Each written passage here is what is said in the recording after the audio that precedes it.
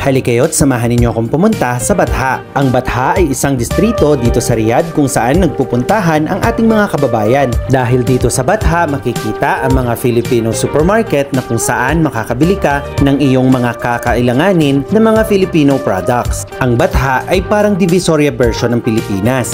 Ang tanging kaibahan lamang ay madalang ka lang makakakita ng mga street vendor o yung mga nagtitinda sa bangketa dahil ipinagbabawal sila. At napili nga naming mag-grocery dito sa bagong bukas na Pinas Supermarket dahil nga maliban sa nasa bungad ito, halos pare-pareho lang din ang paninda ng mga karamihan ng mga Pinoy supermarket dito sa Batha. At pagdating naman sa mga presyo ay may kaunting diferensya lamang ang bawat supermarket dito. Kaya mas pinili naming mamili rito dahil sa hindi siksikan at crowded ang supermarket na ito. At para nga sa mga karamihan ng ating mga kapwa OFW, ito yung mga supermarket kung saan bumibili tayo ng mga ipinampapasalubong sa ating mga mahal sa buhay. At ang iba namang mga kapwa natin OFW ay dito namimili kung naghahanap sila ng mga pagkain kanilang namimiss at mga Filipino products na hindi available sa mga local supermarkets. At katulad nga ng mga tsokolate na ito na nakasale, ay ito yung madalas binibili ng ating mga kababayan para ipampasalubong sa mga pamilya sa Pilipinas. At hindi rin lingid sa kaalaman naming mga OFW na ang mga tsokolating ito ay available din sa Pilipinas. Ngunit dahil nga sa kultura nating mga Pilipino, hindi mawawala ang tinatawag na pasalubong.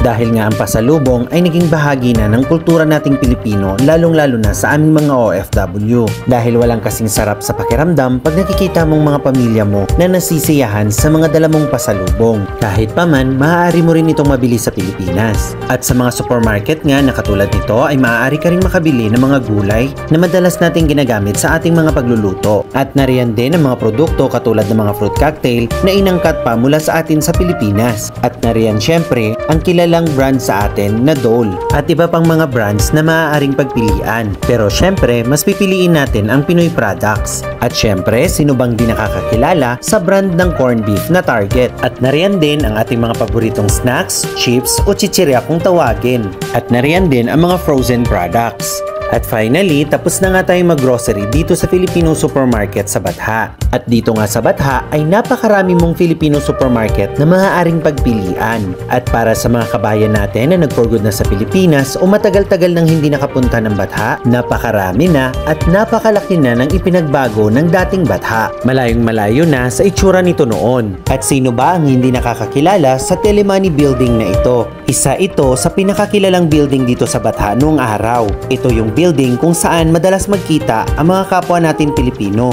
dahil nung araw ay hindi pa kasagsagan ng internet at madalas pag nagtatawagan kung saan magkikita sa Batha ay itong building na ito ang madalas nagiging tagpuan. At dito rin sa building na ito ay maraming mga tindahan ng ginto. Maaaring ang iba sa inyo ay may naging suki pang tindahan ng ginto dito sa may Telemoney Building. At dito naman sa ikalawang palapag ng Telemoney Building ay makikita nung araw ang mga internet cafe. At ito namang upuang nakapalibot ay napakaraming mga kabayan natin ang mga nakaupo dyan nung araw habang inaantay matapos ang prayer time dahil may higpit na ipinagbabawal noong araw ang pagbubukas ng establishmento during prayer time. At syempre dahil nga Telemoney Building ito, dito rin sa second floor makikita ang bangko ng Telemoney kung saan karamihan ng ating mga kapwa OFW ay nagpapadala ng pera sa kanilang pamilya sa Pilipinas. At nariyan din ang mga kaliwat kanan na tindahan ng mga uniforme at mga mananahi. At syempre ang Soda Sports. At dahil nga nandito na kami sa Batha ay hindi ko na rin pinalagpas ang chance na makabisita ulit dito sa building ng Electron. At dito naman sa building ng Electron ay puntahan ng karamihan sa ating mga kababayan na naghahanap ng mga cellphone accessories, mga cellphones at iba-ibang mga gadgets na maaari mong mapamili rito. At syempre, isa rin ang Electron sa pinakakilalang building dito sa Batha. At isa rin ang Electron Building kung saan madalas nagkikita-kita ang ating mga kapwa OFW.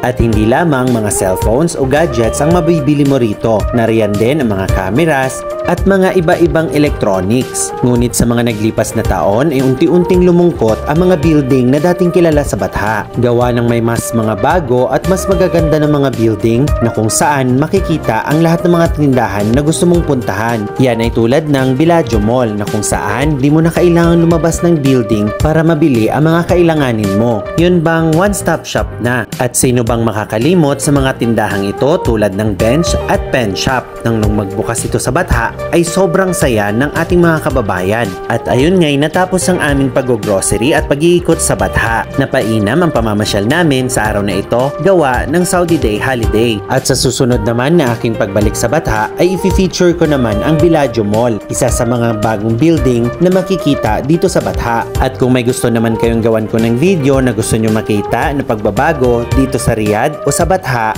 o kung aling mang lugar dito sa Riyadh ay mag-iwan lamang kayo ng suggestion sa may comment section. At sa muli, ako'y lubos na nagpapasalamat sa wala ninyong sawang panunood ng aking mga videos.